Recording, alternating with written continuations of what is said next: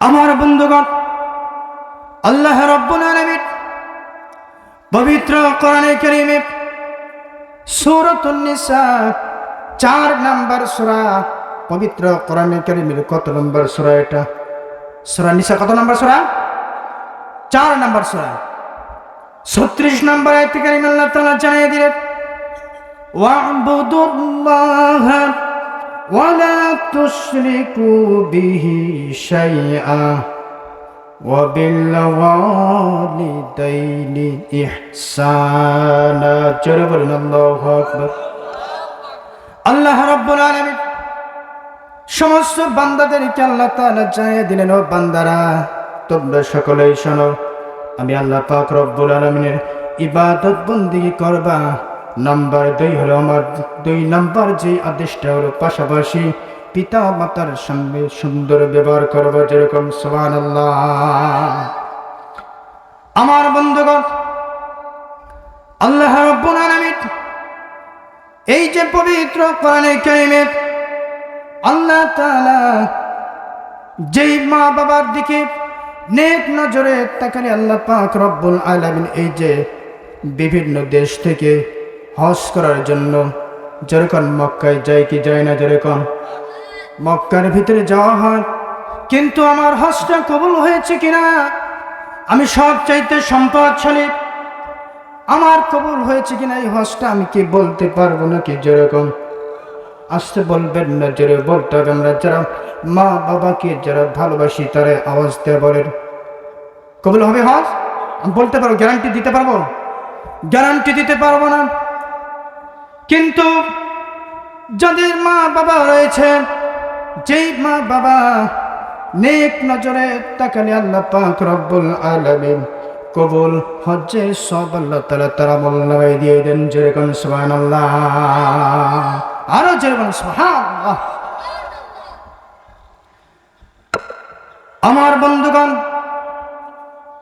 আল্লাহ রাব্বুল আলামিন পবিত্র কোরআনে কারীমে আল্লাহ তাআলা আমার বন্ধুগণ পিতা মাতার সঙ্গে যারা সদাচরণ করবে, আল্লাহ পাক রব্বুল আলামিন এই যাদের পিতা মাতা বেঁচে রয়েছে, একটা এর আগে কি মনে রাখতে হবে, আমার কি ওয়াজ বুঝতে পারতেছেন আপনারা?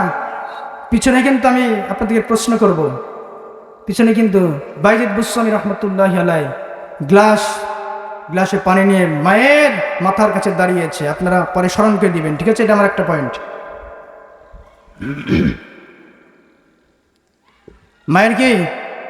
মায়ের মাথার কাছে গ্লাস পানি নিয়ে বাইজিদ বুস্তামি রহমতুল্লাহি আলাইহি দাঁড়িয়ে আছেন, এটা মনে রাখতে পারবেন তো ইনশাআল্লাহ?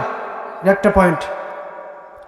আমার বন্ধুগণ, আমার নবীজি সাল্লাল্লাহু আলাইহি ওয়াসাল্লামের একজন সাহাবী ছিলেন, সাহাবীর নাম হলো আলকামা।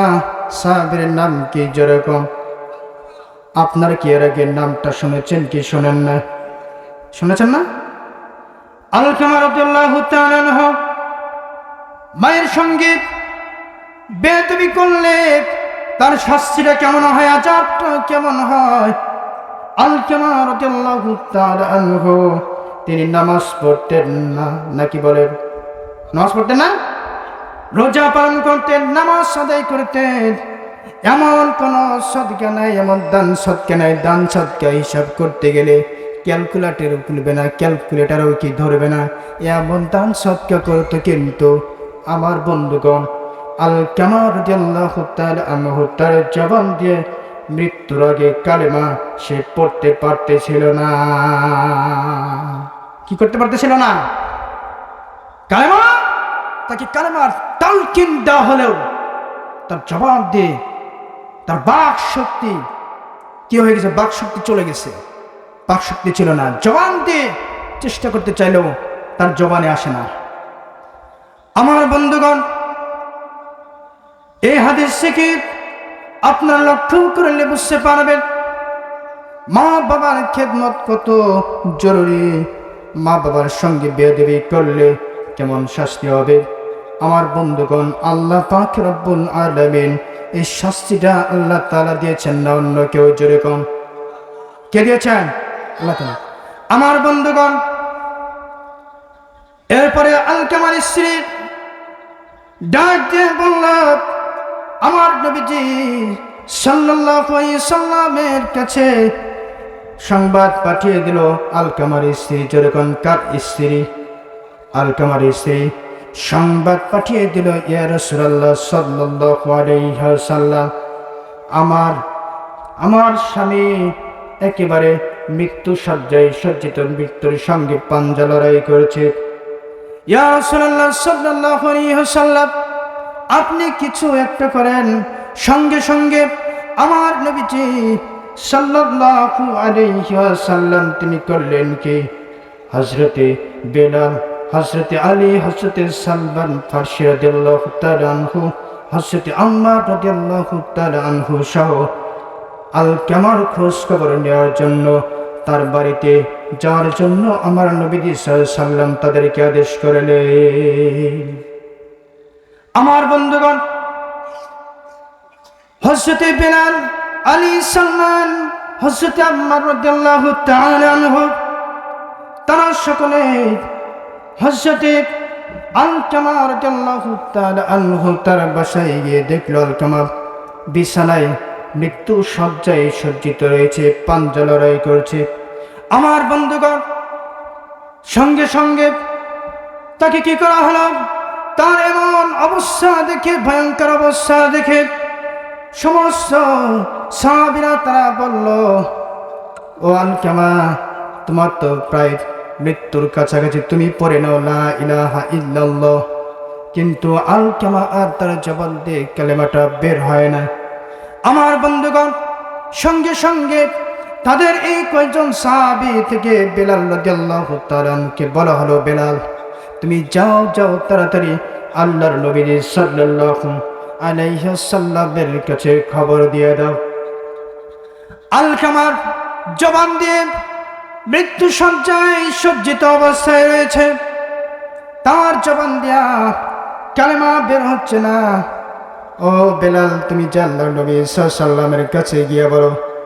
আমার নবীজি সাল্লাল্লাহু আলাইহি ওয়াসাল্লামের কাছে গিয়া হযরতে বেলাল রাদিয়াল্লাহু তাআলা আনহু বললেন, ইয়া রাসূলুল্লাহ সাল্লাল্লাহু আলাইহি ওয়াসাল্লাম, আপনার সাহাবী আলকামা রাদিয়াল্লাহু তাআলা আনহু মৃত্যুর সঙ্গে পাঞ্জা লড়াই করছে, কিন্তু তাকে কালেমার তালকিন দেওয়া হলেও তার জবান দিয়ে কালেমা বের হচ্ছে না। আমার নবী সাল্লাল্লাহু আলাইহি ওয়াসাল্লাম সঙ্গে সঙ্গে করলেন কি, ও বেলাল, আলকামার পিতামাতা বেঁচে আছেন নাকি তুমি শুনে আসো। আলকামা রাদিয়াল্লাহু তাআলা আনহুর সম্পর্কে খবরটা, সংবাদটা আমার নবী সাল্লাল্লাহু আলাইহি ওয়াসাল্লামকে হযরতে বেলাল রাদিয়াল্লাহু তাআলা আনহু বললেন, ইয়া রাসূলুল্লাহ সাল্লাল্লাহু আলাইহি ওয়াসাল্লাম, আপনার সাহাবী শুধু পিতা নেই, পিতা এই দুনিয়া থেকে চিরদিনের জন্য বিদায় নিয়ে অন্ধকার কবরে ঘুমিয়ে আছে। ইয়া রাসূলুল্লাহ সাল্লাল্লাহু আলাইহি ওয়াসাল্লাম, শুধু আলকামার আম্মা বেঁচে রয়েছে। আমার নবীজি সাল্লাল্লাহু আলাইহি ওয়াসাল্লাম তিনি সঙ্গে সঙ্গে করলেন কি, বেলাল তুমি যাও যাও তাড়াতাড়ি আলকামার মাকে আমার এই সংবাদটা তুমি পৌঁছিয়ে দাও। আলকামার মাকে বলবা, সে যদি, ওই বুড়ি মা যদি সুস্থ থাকে তাহলে আমার নিকটে, আমার দরবারে আসতে বলবা। কিন্তু যদি আলকামার মা যদি অসুস্থ থাকে, যদি শক্তি যদি না থাকে, হাঁটে হাঁটে কি করবে, হেঁটে হেঁটে আসতে পারবে না, তাহলে আমি রাসূল সাল্লাল্লাহু আলাইহি ওয়াসাল্লাম তার কাছে আমি নিজেই যাব। জয় করুন সুবহানাল্লাহ, আরো জয় বলুন সুবহানাল্লাহ। আমার বন্ধুগণ, আমার নবী সাল্লাল্লাহু আলাইহি ওয়াসাল্লাম যখন বললেন, বেলাল সঙ্গে সঙ্গে চলে গেল।